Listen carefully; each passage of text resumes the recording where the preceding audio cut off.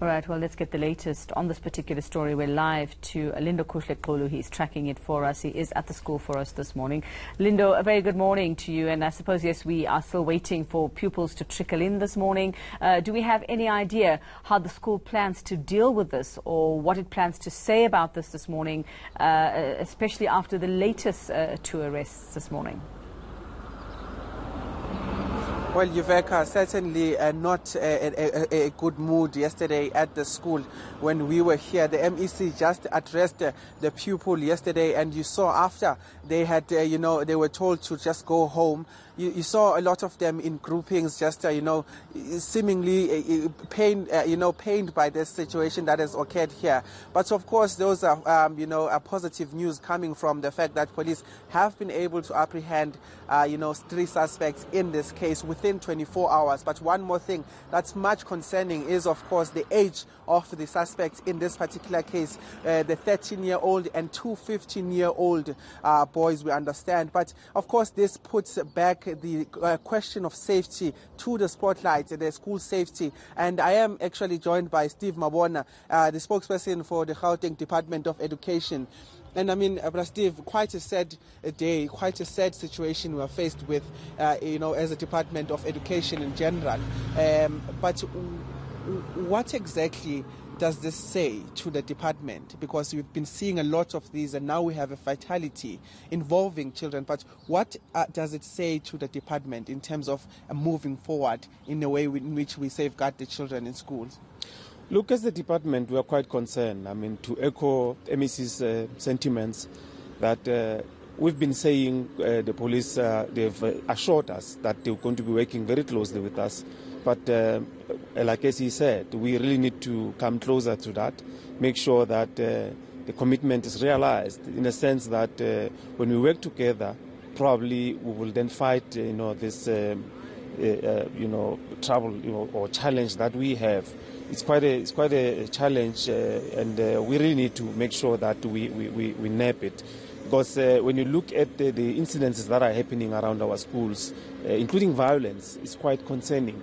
And hence, we will, work very closely with our, law enforcement agencies just to make sure that our schools are safe. But commitment from our learners, commitment from our educators, including parents, because where there is violence, where, a girl child now decided to fight among themselves and, make that, fashionable, which it's our concern as the department to say, how do we then make sure that we instill discipline in our children when they come to school?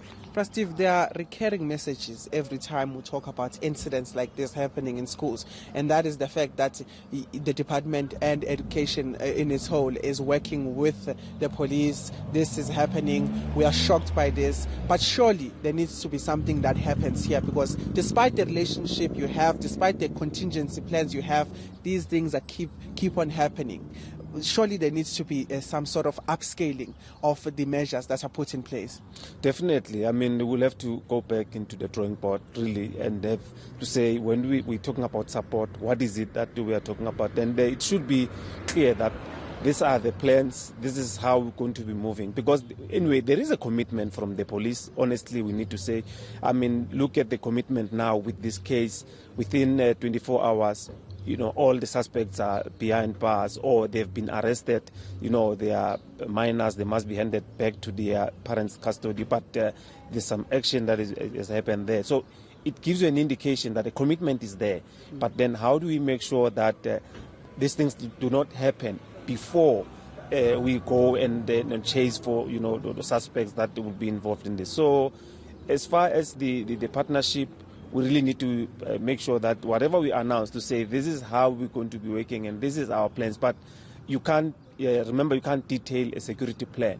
You need to make sure that behind, closed doors, we say this is how we're going to be working, and make sure that things do not happen to justify that, look, they are saying they are working together, but look at what is happening now. Most definitely. Just very quickly, this happened in just 30 seconds from a police station.